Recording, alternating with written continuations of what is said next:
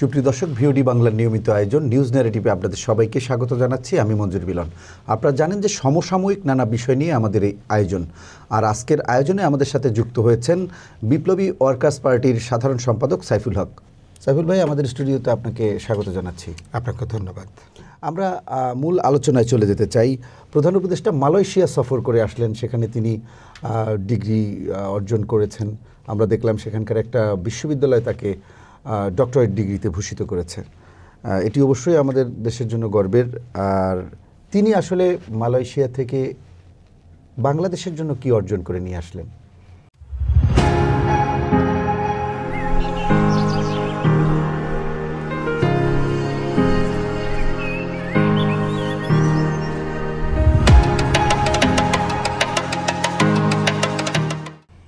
জি, আপনাকে ধন্যবাদ। আমার মনে হয় যে বিশেষ করে আমাদের মালয়েশিয়ার শ্রমের বাজারে আমাদের বাংলাদেশি শ্রমিকদের তাদের যে সেখানে কর্মসংস্থানের ব্যবস্থা, এটা তো গত বেশ অনেক বছর ধরে একটা বিরাট সংখ্যক বাংলাদেশি শ্রমশক্তি মালয়েশিয়ার শ্রমের বাজারে তারা আছে, তারা কাজ করছেন। বিভিন্ন সময় বেশ কিছু সংকটও তৈরি হয়েছে। অনেক শ্রমিক গেছে নানাভাবে, যারা আনডকুমেন্টেড ওয়ার্কার্স যাদেরকে বলা হচ্ছে, যাদের অনেকেরই বৈধ কাগজপত্র নাই, থাকলেও নানা টেকনিক্যাল সমস্যা এগুলো আছে। আবার কোথাও কাজ পেলে কাজের নিশ্চয়তা, কারা নিচ্ছেন রিক্রুটিং এজেন্সিগুলো, এটা নিয়ে সমস্যা আছে। প্রধানত বাংলাদেশের যারা রিক্রুটিং এজেন্টস হিসেবে কাজ করেন তাদের দিক থেকে মালয়েশিয়া যেখানে তারা যাচ্ছেন সেখানে অনেকগুলো সমস্যা আমরা অনেক বছর ধরে জানি। অসংখ্য শ্রমিকরা বিভিন্ন সময় প্রয়োজন ডকুমেন্টস না থাকার জন্য তাদেরকে মামলা হয়েছে, অনেকে অ্যারেস্ট হয়েছেন, অনেকে তাদেরকে জেল হাজতেও তাদেরকে দীর্ঘদিন থাকতে হয়েছে, কাউকে কাউকে ফেরতও পাঠানো হয়েছে। অথচ মালয়েশিয়ার শ্রমের বাজার বাংলাদেশের জন্য কিন্তু বড় একটা বাজার। তো এবারকার আমাদের প্রধান উপদেষ্টার সফরের মধ্য দিয়ে আমার মনে হলো যে মালয়েশিয়ার শ্রমের বাজারটা আমাদের শ্রমিকদের জন্য এটা খানিকটা আর একটু উন্মুক্ত হলো। এক, মালয়েশিয়ার স্থানীয় শ্রমিকরা, শ্রমজীবী মানুষ, তারা যে শ্রম আইনে তারা যে অধিকারগুলো পাবেন, আমি যেটুকু দেখেছি বাংলাদেশের যারা ওখানে যাচ্ছেন বাংলাদেশের শ্রমিকরাও একই ধরনের অধিকার তারা পাবেন, এরকম একটা সংবাদ আমার দৃষ্টিগোচর হয়েছে। সেদিক থেকে বা বলতে পারেন যে আমাদের বেকারত্বের কিছুটা একটা যত ছোট আকারই হোক না কেন সেখানে শ্রমের বাজারে যুক্ত হওয়া এবং সেখান থেকে আমাদের এখানে আমাদের অর্থনীতির ক্ষেত্রেও তাদের একটা রেমিটেন্স আসার, যদি এটা আরও উন্মুক্ত হয় তাহলে সেখান থেকে আমাদের রেমিটেন্সের একটা ফ্লো এটা হয়তো ভবিষ্যতে বাড়তে পারে। গুরুত্বপূর্ণ হলো আমাদের শ্রমিকরা অধিকাংশ ক্ষেত্রে খুবই অমানবিক জীবনযাপন করে। বিশেষ করে আমি মধ্যপ্রাচ্যের সৌদি আরব থেকে শুরু করে মধ্যপ্রাচ্যের দেশগুলোর কথা বলতে পারি। মালয়েশিয়ার পরিস্থিতিটা এতটা শোচনীয় না, কিন্তু তারপরে অনেকগুলো সংকট সমস্যা আছে। প্রধান উপদেষ্টা যাওয়ার মধ্য দিয়ে যদি এটা একটা সুস্থ স্বাভাবিক মালয়েশিয়ান শ্রমিকদের মতন আমাদের শ্রমিকরাও যদি একই মর্যাদা অধিকার নিয়ে কাজ করতে পারে, এটা নিশ্চয়ই একটা ভালো খবর। তাতে আমরা, আর আমাদের প্রধান সংকট হলো আমাদের দক্ষ শ্রমশক্তির আমাদের যে ঘাটতি। আমাদের তো ধরেন উদ্বৃত্ত আমাদের লেবার পাওয়ার আছে, শ্রমশক্তি আছে, কিন্তু এর বিশাল অংশই হচ্ছেন আনস্কিল লেবার। তো বাংলাদেশে কিছু কিছু উদ্যোগ আছে, কিন্তু এটাকে যদি দেশে যদি আমরা মানে যেসব মানে দক্ষতার ব্যাপারে চাহিদা আছে, তো বিশেষ টেকনিক্যাল পার্টে, সেখানে যদি আমাদের এখানে যদি প্রয়োজনীয় আমরা প্রশিক্ষণের ব্যবস্থা করতে পারি, শুধু মালয়েশিয়া কেন, চীন থেকে শুরু করে পৃথিবীর বহু দেশে চীনের তো বড় সংকট, চীনের এত বিশাল জনসংখ্যার পরেও তারাও বাইরে থেকে শ্রমশক্তি তারাও নিতে চান। তো সেখানে চীনা ভাষা জানাটা গুরুত্বপূর্ণ এবং বিশেষ দক্ষতার প্রশ্ন আছে। তো এই ফ্লোটা আমি মনে করি ভবিষ্যতে অব্যাহত রাখলে আমাদের শ্রমশক্তির যে বাড়তি চাপ আমাদেরকে মোকাবেলা করতে হয়, তার কিছুটা হয়তো আমরা সামনে হয়তো আমরা সমাধান করব। আপনাকে অসংখ্য ধন্যবাদ। আমরা জানি যে মালয়েশিয়া বাংলাদেশের যেসব শ্রমবাজার রয়েছে পৃথিবীর বিভিন্ন দেশে, মালয়েশিয়া একটি বড় শ্রমবাজার। আমাদের প্রত্যাশা থাকবে যে সেই শ্রমবাজারটি প্রধান উপদেষ্টার এই সফরের মধ্য দিয়ে আরও বেশি উন্মুক্ত হবে, যেমনটি আপনি বলেছেন। আমরা একটু রাজনৈতিক আলোচনায় চলে যেতে চাচ্ছি। প্রধান উপদেষ্টা যেদিন থেকে নির্বাচনে একটি ডেডলাইন দিলেন, অর্থাৎ ফেব্রুয়ারির মধ্যে নির্বাচন হবে, এরপরে আমরা নানা প্রতিক্রিয়া দেখতে পাচ্ছি যে প্রতীক্ষিত নির্বাচন আমরা চাচ্ছি যে এটা পুরো জনগণ, রাজনৈতিক দল, সব স্টেক হোল্ডাররাই আসলে এই নির্বাচনের অপেক্ষায় রয়েছে। সেরকম একটি পরিবেশে আসলে এই নির্বাচন নিয়েও কেন সংশয়? আসলে সমস্যাটা, সংকটটা কোথায়? এই সংশয়টি কেন? প্রথমত হচ্ছে যে ওই যে পুরনো গল্পের মতন যে আপনার যদি বলছে না যে ছেলে চাকরি পাবে না, তো চাকরি পেয়েছে, চাকরি পেলে বেতন পাবে না, বেতনও পেয়েছে। তো বলছে টাকা যেটা পেয়েছে সেটা হয়তো অচল টাকা। বললাম টাকাও ঠিক আছে, তো বলে বাজারে হয়তো ঠিক মতন। তো এক এক সময় এক মানে যারা সবসময় নেতিবাচকভাবে দেখে, অপছন্দ করে, তাদের দিক থেকে নানা কারণ এটা দেখানো যেতে পারে।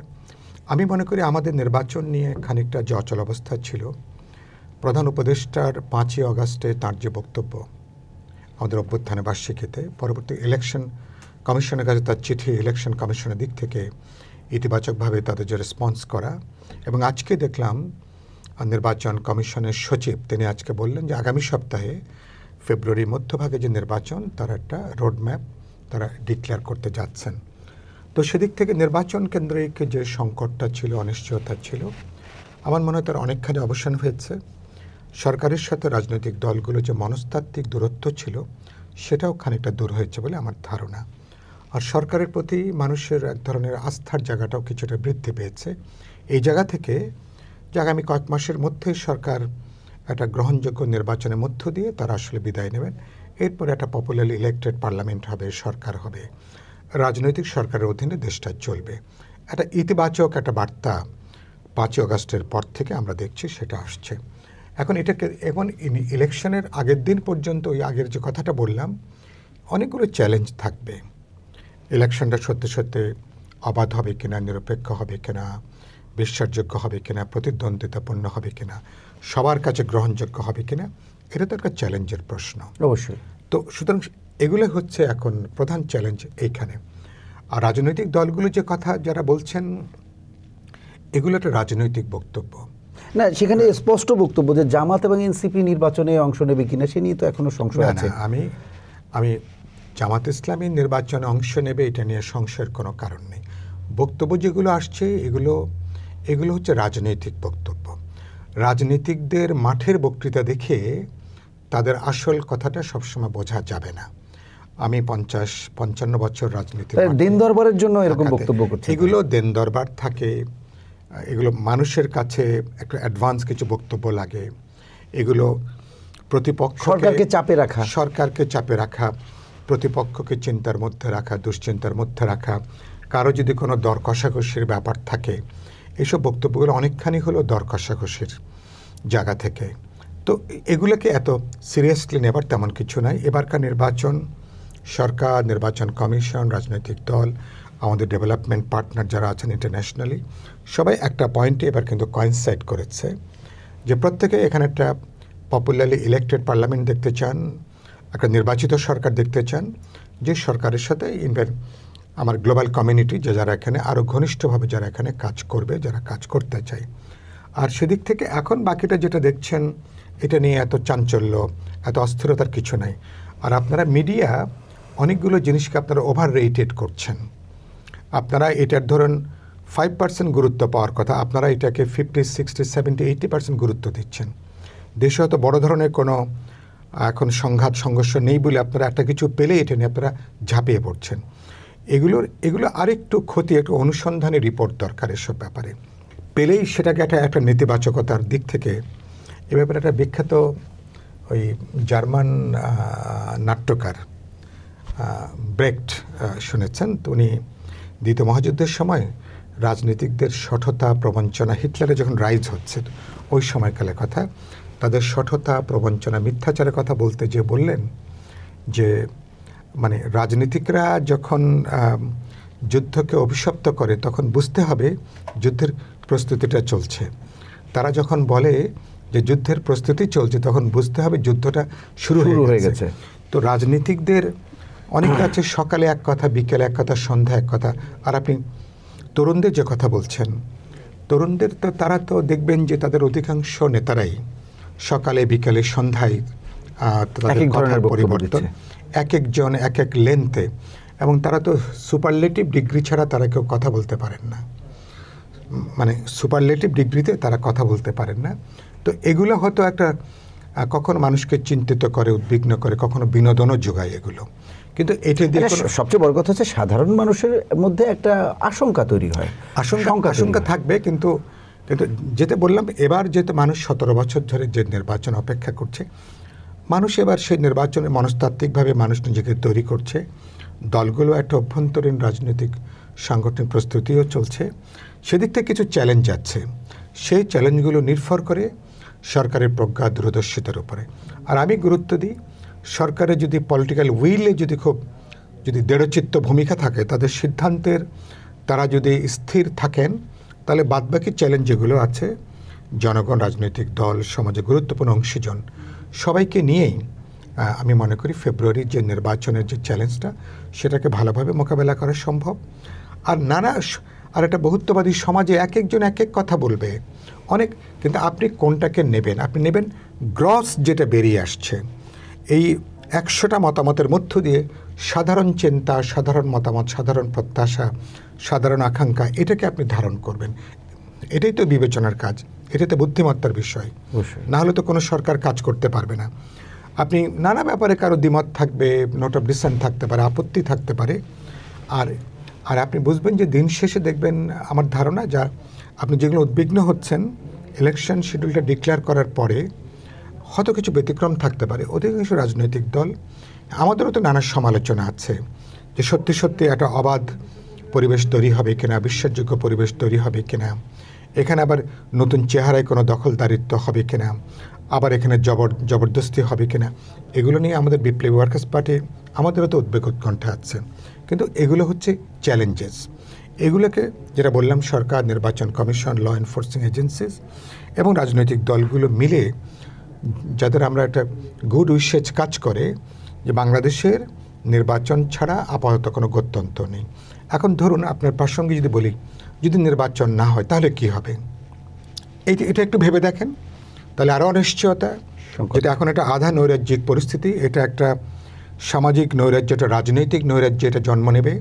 চূড়ান্ত একটা বিশৃঙ্খলা তৈরি হবে। এমনকি আন্দোলনের শরিক দলগুলোর মধ্যে আরও ভাগ বিভক্তি, আরও বিভাজন, আরও হিংসা বিদ্বেষ, পরস্পরকে অভিযুক্ত করা। এবং এটা করতে যেয়ে এমনকি সরকারও তখন আরও পুরোপুরি বেসামাল হয়ে পড়তে পারে। এই সরকার ওরকম একটা অবস্থিতি টিকতে পারবে কিনা, সেরকম একটা প্রশ্ন বড় আকারে আসতে পারে। এবং এ ধরনের পরিস্থিতিতে লাভ হবে কাদের?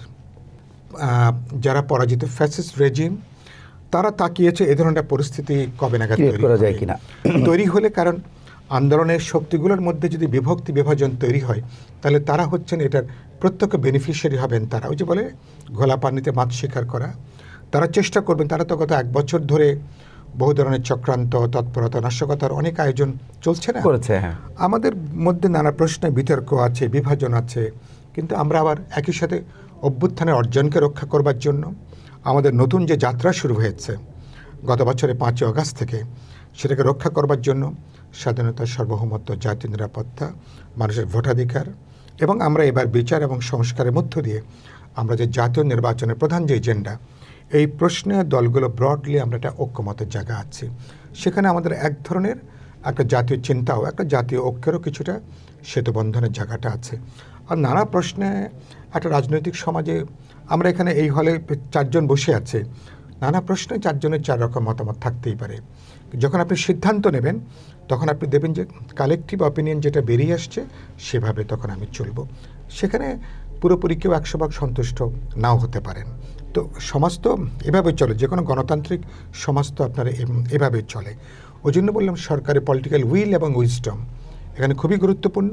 এটা হলে বাকি চ্যালেঞ্জ যেগুলো আছে, আমি মনে করি সেগুলোকে আমরা ঐক্যবদ্ধভাবে সেই চ্যালেঞ্জগুলোকে মোকাবেলা করা এবং বাংলাদেশের এই গণতান্ত্রিক অভিযাত্রা ছাড়া আগামী নির্বাচন, নির্বাচিত পার্লামেন্ট, যার মধ্য দিয়ে আমরা যে ঐক্যমত কমিশনের যে আলোচনা করছি, গোটা রাষ্ট্র, সরকার, সংবিধান, এটা গণতান্ত্রিক উত্তরণের জন্য অনেকগুলো গুরুত্বপূর্ণ সংশোধন নিয়ে আমরা আলোচনা করছি। আগামী সপ্তাহ থেকে আশা করি ঐক্যমত্য কমিশনের যে প্রজ্ঞাপন, কয় দিনের জন্য বাড়ানো হয়েছে? কি অনির্দিষ্টকালের জন্য? না, 1 মাসের জন্য। এটা মানে সেপ্টেম্বর, এটা মানে তাদের মানে 15ই আগস্ট পর্যন্ত ছিল, সম্ভবত আরও 1 মাস তাদেরকে আমি যেটুকু জেনেছি 1 মাস বৃদ্ধি করা হয়েছে। তো ঐক্যমত কমিশন তো মানে জানতে পারি আগামীকালকে তারা হয়তো আমাদের আবার শুনানি শুরু হবে। খসড়া ফাইনালটা যেটা তারা স্বাক্ষরের জন্য যেটা তৈরি করছেন সেটা তারা দলগুলোকে দেবেন। হোপফুলি আগামী সপ্তাহে হয়তো ফাইনাল রাউন্ডের আলোচনা আমরা করব। সেটাকেও আমি এটা ইতিবাচকভাবে আমি দেখি। ফলে এটা নিয়ে আমি এত উদ্বিগ্ন হবার, আপনি যে প্রশ্নটা করলেন, এগুলো থাকবে, এগুলো ইলেকশনের দিন পর্যন্ত নানা প্রশ্ন থাকবে। এটা না হলে ইলেকশনে আসবে না, মানে এটা না হলে আমরা অংশ নেব না, এরকম নানা কথা থাকবে। এটা নির্বাচন প্রক্রিয়ার অংশ ধরে নিতে পারি। এগুলো পার্ট অফ ইয়ার পলিটিক্স এবং নির্বাচন প্রক্রিয়া এগুলো অংশ। আমরা তো বলেছি যে ইলেকশন কমিশন তারা যে আরপিও তারা যেটা করছেন, আমি বলেছি এটা ইলেকশন কমিশন তো যারা প্রধান স্টেক হোল্ডার পলিটিক্যাল পার্টি তাদের সঙ্গে আলোচনা না করে তো আরপিওকে আপনি চূড়ান্ত করতে পারেন না। যারা অংশীদার, যারা গুরুত্বপূর্ণ স্টেক হোল্ডার, তাদের কথা বলবেন, আলোচনা করবেন। কারণ সব ভালো বুদ্ধি কেবল ওনাদের মাথা থেকে আসবে এটা তো কোনো যৌক্তিক কথা না। মানে প্রধান প্লেয়ার যারা ভোটের মাঠে, রাজনৈতিক দলগুলো বা গুরুত্বপূর্ণ স্টেক হোল্ডার, তাদের সঙ্গে তো এটা দেবেন, কথা বলবেন। তা আমি মনে করি যে এখন অনেক জল ঘোলা করার পরে গত 1 বছরে খানিকটা রাইট ট্র্যাকে হয়তো আমরা আসছি। এই ট্র্যাকে থাকাটাই এখন খুব গুরুত্বপূর্ণ। এই ট্র্যাক থেকে যদি আপনি ছিটকে পড়েন তাহলে বাংলাদেশের আমাদের অভ্যুত্থানের অনেক অর্জনও ছিটকে পড়তে পারে। আমরা একটা বিপজ্জনক খাদে আবার আমরা যাবার পথটা কিন্তু তৈরি করবে। এবং এই জন্য আমি অনেক আগে থেকে বলে আসছি, কোনো কিছু এক্সেস মানে বাড়াবাড়ি মানে অতিরিক্ত, এটা অনেক সময় আত্মঘাতী হতে পারে যারা বলছেন তাদের জন্য এবং কালেকটিভলি দেশের জন্য, এমনকি অভ্যুত্থানের অর্জনের জন্য আর কি। ধন্যবাদ। আমরাও সেটি প্রত্যাশা করব যে রাজনৈতিক দল, সরকার সহ যেসব সাংবিধানিক প্রতিষ্ঠান রয়েছে সবাই একটি নির্বাচনের স্বার্থে সবাই রাইট ট্র্যাকেই থাকবে। আমরা পরবর্তী আলোচনায় চলে যেতে চাচ্ছি। আমরা আসলে মার্কিন যুক্তরাষ্ট্র নিয়ে আলোচনাটি চলে আসছে। আমরা দেখলাম যে এনসিপি মার্কিন যুক্তরাষ্ট্রের একজন কর্মকর্তার সাথে ইদানিংকালে একটি বৈঠক করেছেন। আমরা পরবর্তীতে দেখলাম যে কোনো একটি বাড়িতে মার্কিন যুক্তরাষ্ট্রের রাষ্ট্রদূত যিনি আছেন তিনি একাধিক বৈঠক করেছেন। আসলে বাংলাদেশের সার্বিক পরিস্থিতিতে, সার্বিক ক্ষেত্রে মার্কিন যুক্তরাষ্ট্রের একটি ভূমিকা রয়েছে। ব্যবসা বাণিজ্য বলেন, রাজনীতি, গণতান্ত্রিক প্রক্রিয়া, সব কিছুতে তাদের একটা বড় ভূমিকা আছে। সুতরাং আসলে মার্কিন যুক্তরাষ্ট্রের মনোভাবটা কি, বাংলাদেশের নির্বাচন যে প্রক্রিয়া চলছে এটিতে আসলে তাদের মনোভাবটা কি, এটা নিয়েও কিন্তু জনমনে অনেক বিভ্রান্তি বা প্রশ্ন রয়েছে। নানা, আমার প্রথমত আমি যেটা বলতে চাই যে যাদেরকে ধরেন আমাদের ডেভেলপমেন্ট পার্টনার যারা মার্কিন যুক্তরাষ্ট্র বা ইউরোপিয়ান ইউনিয়নের দেশগুলো, এদিকে যে রাশিয়া বলি, চীন বলি, জাপান বলি বা এশিয়ানভুক্ত অনেকগুলো দেশ আছে, আসিয়ানের যারা মেম্বার, তো আমাদের ডেভেলপমেন্ট পার্টনাররা গ্রসলি বা বড় দাগের আমি দেখছি যে সবাই বরঞ্চ নির্বাচনের জন্য অপেক্ষা করছেন। বাংলাদেশ 17 বছর ধরে যে ইনক্লুসিভ নির্বাচন করতে পারেনি, বাংলাদেশ 17 বছর ধরে যেভাবে একটা গণতান্ত্রিক প্রতিদ্বন্দ্বিতাপূর্ণ ইলেকশন নিশ্চিত করতে পারেনি, যে জন্য তো আমাদেরকে এরকম একটা অভ্যুত্থান করে, একটা রক্তাক্ত অভ্যুত্থানের মধ্য দিয়ে আমাদেরকে, হাসিনা সরকারকে আমাদেরকে বিদায় দিতে হয়েছে। আমার ধারণা এবং নিজের অ্যানালিসিস যে আমাদের ব্যতিক্রম ছাড়া আমাদের সকল পার্টনাররাই তারা এখন একটা ইলেক্টেড গভর্নমেন্টের জন্য তারা অপেক্ষা করছেন।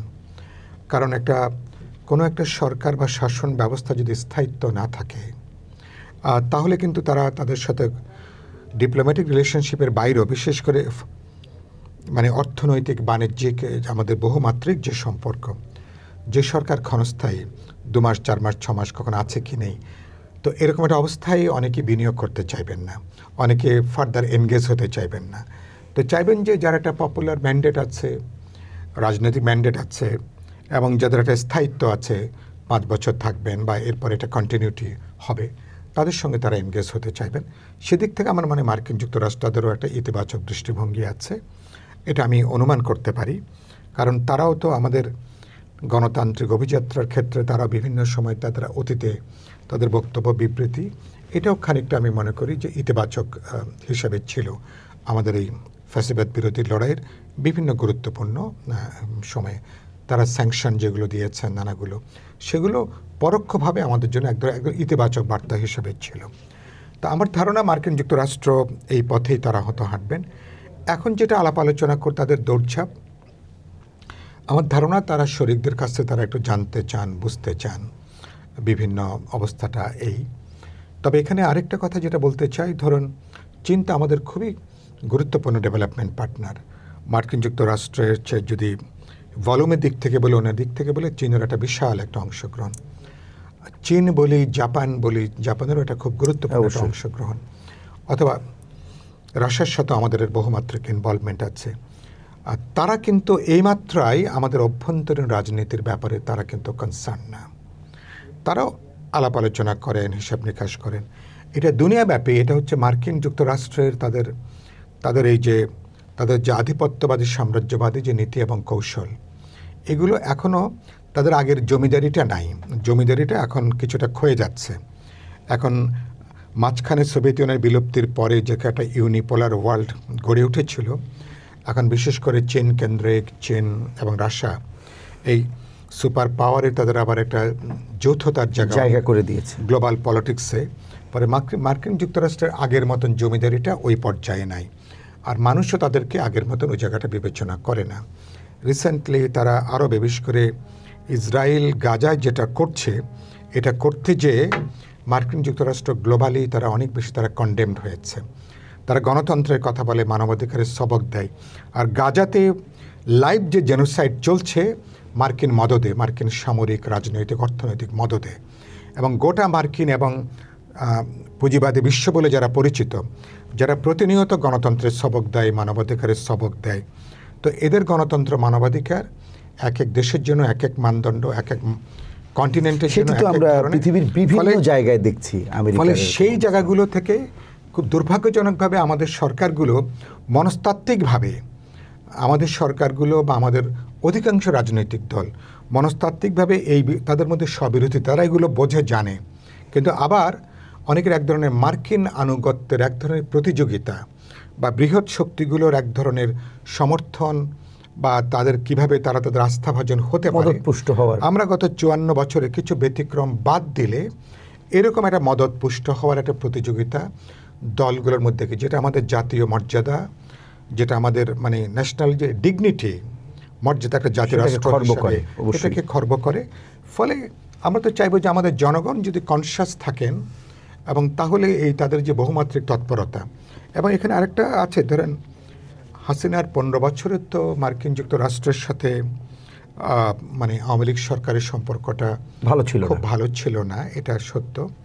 কিন্তু এখন সেটা উল্টো জায়গায় যদি আসে, এখনকার প্রেক্ষিত বা ভবিষ্যতে, এখন যদি এরা যে প্রশ্ন ছাড়াই আপনি মার্কিনীদের জন্য বাংলাদেশকে যদি আপনি দরজাগুলো যদি আপনি ওপেন করা শুরু করেন, এটা নতুন বিপদ হিসাবে আসতে পারে। কারণ বাংলাদেশের একটা জিওপলিটিক্যাল যে বিশেষ অবস্থান, ফলে আমাদের এখানে কারো দিকেই একপাক্ষিকভাবে ঝুঁকে যাওয়াটা কোনো বুদ্ধিমানের কাজ না। ভারতের মতন একটা প্রবল একটা পরাক্রমশালী দেশ আমাদের 3 পাশে আছে। চায়না আমাদের একেবারে কাছের বৃহৎ প্রতিবেশী, যার সাথে আমাদের বহুমাত্রিক এনগেজমেন্ট আছে, রাশিয়া, জাপান থেকে অনেকের সাথে। ফলে বাস্তবে বাংলাদেশকে একটা ভারসাম্যমূলক পররাষ্ট্রনীতি আপনাকে অনুসরণ করতে হবে। আপনি ওই যে হাসিনার মতন ভারত যেটা করেছিল যে এক ঝুড়িতে আওয়ামী লীগের উপরে সমস্ত ডিম রাখতে, যে পুরো দেশকে জনগণের বিরুদ্ধে তারা দাঁড়িয়ে গিয়েছিল। তো এখন পরিবর্তিত অবস্থায়, এখন যদি মার্কিন মুখনেতা যদি এখানে ডমিনেট করে, মার্কিনের বহু বছর ধরে তারা বাংলাদেশকে তাদের স্ট্র্যাটেজিক পার্টনার হিসেবে তারা দেখতে চায় এই অঞ্চলে, অনেকটা চীন বিরোধী একটা অ্যালাইনমেন্টের পার্ট হিসেবে। তাদের এশিয়া প্যাসিফিক অঞ্চলে তাদের যে স্ট্র্যাটেজিক, তাদের যে নীতি, বাংলাদেশকে কোনো না কোনোভাবে তারা তার সঙ্গে যুক্ত করতে পারে কিনা, এবং এই সরকার সেদিক থেকে কিছু কিছু স্পেস তৈরি করছে কিনা, তো সেটা নিয়ে তো একটা বড় প্রশ্ন দেখা দিয়েছে। এই যে মায়ানমার মানে আরাকানের এই যে মানে পর্যন্ত আমাদের এখানে যেটা মানবিক করিডোর করার প্রস্তাবনা, চিটাং পোর্টকে একটা বিদেশি কোম্পানিকে দেওয়া, স্টার লিঙ্কের সাথে আমাদের এখানে কোনো দরপত্র ছাড়া, কোনো ওপেন, কোনো ট্রান্সপারেন্ট কোনো বিষয় ছাড়া যেভাবে আপনি চুক্তি করলেন, এগুলো বাংলাদেশে মার্কিনীদের অনুপ্রবেশের রাস্তা তৈরি করছে কিনা, এরকম প্রশ্ন নাগরিক সমাজের মধ্যে, জনগণের মধ্যে বড় হয়ে দেখা দিয়েছে। এবং তাদের এই রিসেন্টলি মার্কিন যিনি ভারপ্রাপ্ত আছেন, তার সাথে অন্যান্য দলের যে দৌড়ঝাঁপগুলো, এগুলো ভবিষ্যতে তার কোনো বিষয় কিনা, কারণ এইসব আলোচনা তো বেশিরভাগ সময় পাবলিক হয় না। তো এগুলো মিলে আমি মনে করি যে রাজনৈতিক দলগুলোকে এগুলো বিবেচনার মধ্যে রাখা উচিত। বরঞ্চ আমি নতুন প্রেক্ষিতে দাবি করব, এ পর্যন্ত ভারত, মার্কিন যুক্তরাষ্ট্র সহ যত দেশের সাথে যে সমস্ত চুক্তিগুলো হয়েছে, এগুলোকে মানে জনসমক্ষে এগুলো নিয়ে আসা। জনসমক্ষে আনা। আমরা ঐক্যমত কমিশনে আলোচনা করছি ভবিষ্যতে যে কোনো গুরুত্বপূর্ণ চুক্তি ইন্টারন্যাশনালি এটাকে পার্লামেন্টে এটা আলোচনা হতে হবে, কথা বলতে হবে। It should be absolutely transparent, যার সাথে আমাদের নিরাপত্তা, স্বাধীনতা, সার্বভৌমত্বের প্রশ্নটা যুক্ত আছে। আপনি খেয়াল করবেন এবার আমাদের যে শুল্কের ব্যাপারে 37 থেকে 35 পরবর্তীকালে 20% নেমে এসছে, এবং সেখানে বলা হচ্ছে যে চুক্তির এটাকে আনডিসক্লোজড, এটাকে আপনি প্রকাশ করা মানে মানে মানে যাবে না, মানে বলছেন যে এটাকে আপনি প্রকাশ করা যাবে না।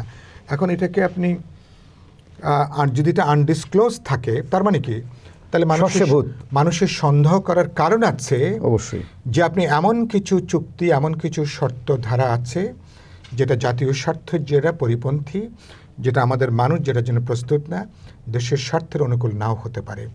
তা আমরা তো নিশ্চয়ই সে ধরনের কোনো চুক্তি তো আমরা নিশ্চয়ই আমরা চাইবো না।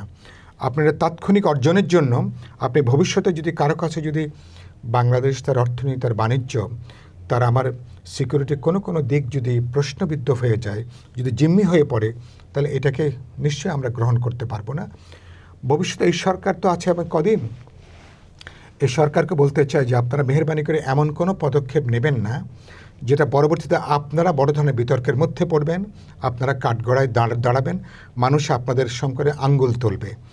এবং ভবিষ্যতে যে ইলেকটেড পার্লামেন্ট আসবে, গভর্নমেন্ট আসবে, তাদেরকে ব্যাপারে অনেক বেশি দায়িত্বশীল, সচেতন হওয়া দরকার। আর গ্লোবাল পলিটিক্সের এখন যে রিজন, যেটা আমি বললাম, বাংলাদেশ খুব লজিক্যালি, র্যাশনালি একটা ভারসাম্যমূলক একটা ডিপ্লোম্যাটিক আমাদের যে সম্পর্ক, সেটাই আমরা মেনটেন করব। বিশেষ কোনো দিকে ঝুঁকে পড়ার কোনো প্রশ্ন নেই।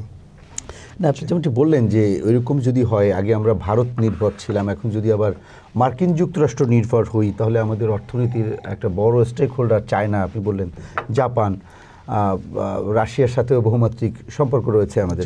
শুধু এই জায়গাটা তো আমাদের ভালনারেবল হয়ে যাবে, আবারও আমরা অনিরাপদ হয়ে যাব। কেননা আমরা জানি যে এইসব স্টেক হোল্ডাররা তাদের স্বার্থগুলোকে বড় করে দেখে এবং তাদের জন্য এটা ঠিক আছে, কিন্তু আমাদের সরকার বা রাজনৈতিক দলগুলো সবার উচিত হবে যে আমাদের নিরাপত্তা সহ আমাদের উন্নয়ন, এই দিকগুলো বিবেচনা করে সবার আগে প্রাধান্য দেয় এবং জাতির সামনে তুলে ধরে আসলে কি চুক্তি করেছেন। যদিও আমরা দেখলাম যে মার্কিন যুক্তরাষ্ট্রের সাথে শুল্ক চুক্তি যেটি হয়েছে বা শুল্ক যেটি কমিয়ে 20% আনা হয়েছে, সেখানে উপদেষ্টা বলেছেন, বক্তব্যে বলেছেন যে শর্ত একটা, যে তুলা আমদানি করা লাগবে। না, তুলা তো আমরা মিলিয়ন মিলিয়ন ডলারের তুলা পর্যন্ত বাংলাদেশ আমদানি করে এসছে। এখন তো দেখলাম যে আমরা বোয়িং বিমান 15টা নাকি আগে অর্ডার ছিল, এটাকে বাড়িয়ে 21 না 23টা করা হয়েছে, এবং আরও কিছু কিছু বিষয়। তো এগুলো তো ওপেন, কিন্তু আনডিসক্লোজড চুক্তির মধ্যে কি আছে সেখানে আমার আগ্রহ। কিন্তু সেটি আপনারা জোর গলায় কেন বলছেন না? রাজনৈতিক দলগুলো, বিএনপি, আপনারা সহ অন্যান্য, আমরা বলেছি নানা জায়গাতে, আমরা বলেছি নানা জায়গায় বলার, প্রেস কনফারেন্স করে দলীয় অবস্থান, সরকারকে প্রেশার ক্রিয়েট করা। না, ঠিক আছে, আমি আপনার সঙ্গে ব্যাপারে একমত হব। আমি বলেছি এই ধরনের এমন চুক্তিকরণ যেটা ভবিষ্যতে, যেটা ইলেকটেড গভর্নমেন্টকে নতুন কোনো বিপদে ফেলতে পারে, ইলেকটেড পার্লামেন্টকে নতুন কোনো বড় ধরনের বিতর্কের মধ্যে ফেলে দেয়, বড় কোনো ঝুঁকির জায়গাটা তৈরি করে। যেমন ধরুন আপনি ভারতের ক্ষেত্রে তো এখন যে গত একটা বছরে ভারতের ক্ষেত্রে মিনিমাম, ভারতে তো ধরেন আমাদের একটা বৈরী প্রতিবেশী, কোনো সন্দেহ নেই, এবং ভারত আমাদের এই পরিবর্তনকে মেনে নেয়নি, অভ্যুত্থানকে মেনে নেয়নি। হাসিনার পরাজয়কে ভারত মনে করেছে নিজের পরাজয় এখনও পর্যন্ত। এবং আমাদের গতবার এই গণঅভ্যুত্থান এবং 5ই আগস্টের আমাদের যে অসাধারণ বিজয়, হাসিনার পালিয়ে যাওয়া, এটা তো ছিল ভারতের বাংলাদেশ নীতির চূড়ান্ত একটা ব্যর্থতা। কিন্তু একটা বছর পার হলো, এখন আপনার এরকম একটা বৈরী প্রতিবেশীর সাথেও তো আপনাকে কাজ করতে হবে। আমি যেটা প্রায় বলেছি এখন, কিন্তু সেই দিক থেকে আমি প্রথমত মনে করি, কারণ আপনাকে মানে এমন এক প্রতিবেশী, যে প্রতিবেশী আমরা কেউ বদলাতে পারবো, আপনি অগ্রাহ্য করতে পারবেন। তাহলে আপনাকে যদি আপনার নানা প্রশ্নে দ্বিমত আছে, ভিন্নতা আছে, গুরুত্বপূর্ণ মতপার্থক্য আছে, তারপরেও তো আপনাকে অবস্থানগত কারণে, ভৌগোলিক কারণে, মানে আমার জিওপলিটিক্যাল অবস্থানের জন্য আমি তো কেউ প্রতিবেশী পাল্টাতে পারবো না। তাহলে মিনিমাম ওয়ার্কিং অ্যালায়েন্সটা আমাদের লাগবে। সরকার গত 1 বছরে তারা এ ব্যাপারে কিন্তু সামান্যতম কোনো পদক্ষেপ, ভারতের বৈরিতে আছে, কিন্তু আমাদের দিক থেকেও সরকার মিনিমাম কোনো ওয়ার্কিং অ্যালায়েন্সের কোনো জায়গা তারা তৈরি করতে পারেনি। এবং সম্ভবত ভারত অপেক্ষা করতে পারে একটা ইলেকটেড গভর্নমেন্টের জন্য। এবং আমি দিল্লির এই মনোভাবকে আমি সমালোচনা করি, কারণ আমাদের অভ্যুত্থানের মধ্য দিয়ে যে সরকার, তাদেরও এগিয়ে আসার ব্যাপার ছিল, কোন কোন ক্ষেত্রে কীভাবে তারা কাজ করতে পারে, করতে চায়। কিন্তু এই যে ধরুন ভারত আমাদের সীমান্তে যে এখন যে পুশিন যেটা চলছে, মানুষ কত তারা বাংলাদেশের ভিতরে ঢুকালো, এর চেয়ে গুরুত্বপূর্ণ তারা একটা রাজনৈতিক বার্তা তারা দেবার তারা চেষ্টা করছে, যে পুরনো অবস্থান তারা পরিবর্তন করেনি। বাংলাদেশকে নতুনভাবে তারা আবার একটু বোডাউন করাতে চায়, অস্থিতিশীল করতে চায়। তো আমি প্রায় বলি যে এখন আমার ঘরে যদি আপনি আমার প্রতিবেশী হন, আমার ঘরে যদি আগুন লাগে, আপনার ঘর কিন্তু নিরাপদ হয় না। আপনার ঘরে আগুন লাগলে আমার ঘরও নিরাপদ থাকে না।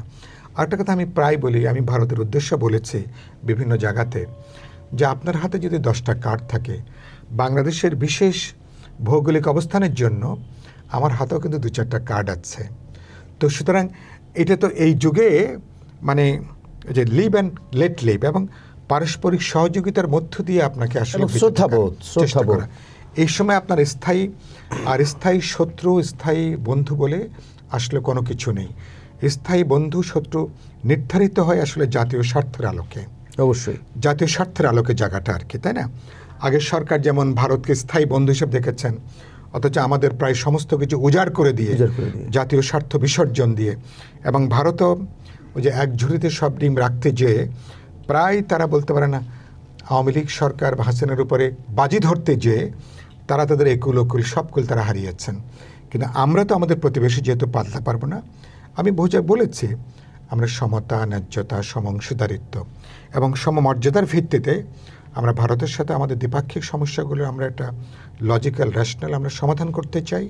আমরা সৎ প্রতিবেশীর বসবাস করতে চাই। গ্লোবাল কমিউনিটির জন্য আমাদের একই বার্তা। আমরা যেই জাতি জন্ম নিয়েছে এটা মুক্তিযুদ্ধের মধ্য দিয়ে, 53-54 বছরে আবার একটা অভূতপূর্ব গণজাগরণ, গণঅভ্যুত্থানের মধ্য দিয়ে আমাদের আরেক ধরনের রেজারেকশন হয়েছে, আরেক ধরনের পুনরুত্থান হয়েছে।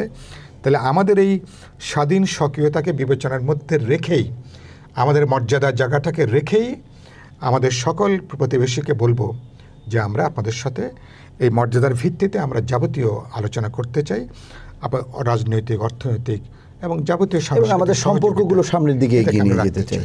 ধন্যবাদ। আমরা একেবারে শেষ প্রশ্ন করব আপনাকে, যে সামনে যে নির্বাচনের একটি প্রক্রিয়ার দিকে যাচ্ছে দেশ, এই প্রক্রিয়ার মধ্যে থেকে যদি যায়, তখন সরকারের তো অনেকগুলো দায়িত্ব আছে, নির্বাচন কমিশনকে সহায়তা করার বিষয় যেগুলো, পাশাপাশি নির্বাচন কমিশনেরও দায়িত্ব আছে একটি পরিবেশ তৈরি করতে, আসলে তার যেসব ভূমিকা, পাশাপাশি যে লেভেল প্লেয়িং ফিল্ডের কথা বলা হয় বা নির্বাচনের সার্বিক পরিস্থিতির কথা বলা হয়, এই বিষয়গুলো মিলিয়ে আপনার সরকার এবং নির্বাচন কমিশন এবং রাজনৈতিক দলগুলোর প্রতি আপনার পরামর্শ বা আহ্বান থাকবে কি? আমার প্রথম হচ্ছে যে এখনো পর্যন্ত নির্বাচনের যে বিশেষ করে আইন শৃঙ্খলার যে পরিস্থিতিটা, সেটা এখন ধরনের কিছুটা উন্নতি হবে। ইলেকশন এক ধরনের আইডিয়াটা পাওয়ার পরে সরকারও বেশ কিছু পদক্ষেপ তারা নিয়েছেন। আমি মনে করি যে পুলিশ বাহিনী, আইন শৃঙ্খলা রক্ষাকারী বাহিনীকে পেশাদারি দায়িত্বের মধ্যে আনা দরকার। আমাদের সেনাবাহিনীকে একেবারে কেন্দ্র ডিপ্লয় করার একটা দেখলাম ইলেকশন কমিশনের দিক থেকেও তাদেরও একটা চিন্তাভাবনা আছে। সেটাকেও এবার বিশেষ অবস্থায় সেনাবাহিনী ডিপ্লয়মেন্টটা কোনো নিয়মিত ফিচার হওয়ার সুযোগ নেই, করা উচিত না। কিন্তু এবার একটা বিশেষ অবস্থায় হয়তো কেন্দ্র পর্যায়ে সেনাবাহিনীর ডিপ্লয়মেন্টটা লাগবে। আর সবচেয়ে গুরুত্বপূর্ণ কথা যে এটা একটা যৌথ অর্কেস্ট্রার মতন, কিন্তু সরকারের পলিটিক্যাল উইল, কারণ ইলেকশনটা ফাইনালি এসপি সাহেব, ডিসি সাহেব, থানার দারোগা সাহেব, এরা কিন্তু অনেকখানি তারা কিন্তু নিয়ন্ত্রণ করে। ফলে সরকারকে যেসব প্রশ্নে সরকার বিতর্কিত হয়ে আছেন, সরকারকে যাবতীয় বিতর্ক থেকে সরকারকে বেরিয়ে আসতে হবে। কোনো বিশেষ অংশকে ডিরেক্টলি ইনডিরেক্টলি মদত যোগানো থেকে সরকারকে বেরিয়ে এসে পরিষ্কার একটা নিরপেক্ষ, দল নিরপেক্ষ অবস্থানটা নেওয়া দরকার। রাজনৈতিক দলগুলোর মধ্যে আমাদের মধ্যে প্রতিযোগিতা থাকবে, কিন্তু কেউ কারো আমরা শত্রু না।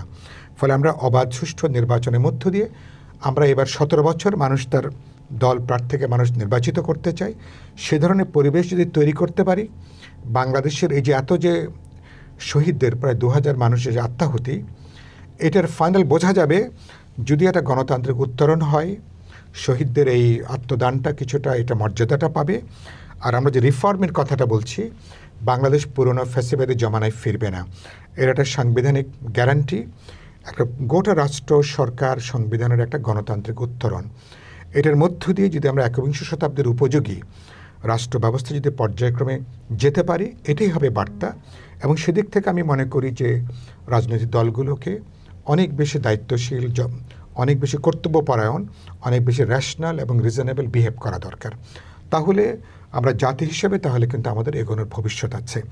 কেবলমাত্র শোধ প্রতিশোধের রাজনীতি নিয়ে যদি আপনি চলতে থাকেন, ওই বিখ্যাত একজন সমাজবিজ্ঞানী আর রণজিৎ গুহ উনি বলছিলেন, যুদ্ধ বিগ্রহ কোনো না কোনো দিন শেষ হয়, কিন্তু প্রতিশোধের রাজনীতি যদি চলতে থাকে তাহলে কিন্তু একটা জনগোষ্ঠী কিন্তু এটা কিন্তু নিঃশেষ হয়ে যেতে থাকে আর কি, এর আর কোনো সম্ভাবনাই থাকে না। তা আমরা প্রতিশোধের রাজনীতি থেকেও এটাকে এক জায়গায় বন্ধ করা দরকার। শাস্তির বিচার হবে, অপরাধের বিচার হবে, কিন্তু সেটার জন্য জনগণকে একটা বহুত্ববাদী সমাজে প্রজন্মের পর প্রজন্ম যেন এই প্রতিশোধের আগুনে না জ্বলে, নানা প্রশ্নে দ্বিমত থাকার পরেও একসাথে কাজ করার যে সংস্কৃতি, সেটাকে অর্জন করতে হবে। তাহলে বাংলাদেশের অপরাধের বিচার আলাদা প্রশ্ন, খুনের বিচার, অপরাধের বিচার, সেটার জন্য প্রচলিত আইন আছে, বিশেষ ট্রাইব্যুনাল হয়েছে, কিন্তু বাকি মানুষ, বাকি রাজনৈতিক দল, বাকি জনগণকে একসাথে চলার রাজনৈতিক যে শৈলী, রাজনৈতিক যে সংস্কৃতি, মানে আপনার ভিন্ন মতকে সহ্য করার যে সংস্কৃতি, এটা আমি অর্জন করতে না পারলে আমি কোনো সভ্য মানুষ হিসেবে আমাকে দাবি করতে পারবো না। অবশ্যই সেই জায়গায় যদি চলতে পারি, আমাদের অভ্যুত্থানের বার্তাটা হচ্ছে এটা, তাহলে আমরা বিজয়ী হব, তাহলে বাংলাদেশের এবং আমাদের ভবিষ্যৎ আছে। আপনাকে অসংখ্য ধন্যবাদ, আপনি আমাদের স্টুডিওতে এসে আপনার মূল্যবান সময় দিয়েছেন। সুপ্রিয় দর্শক, আমাদের আলোচনা আজকের মতো এখানে শেষ করতে হচ্ছে। অন্য কোনো দিন অন্য কোনো অতিথিকে নিয়ে আপনাদের সামনে আবারও হাজির হব। সেই পর্যন্ত সবাই ভালো থাকুন, সুস্থ থাকুন আর নিরাপদেই থাকুন। ধন্যবাদ সবাইকে।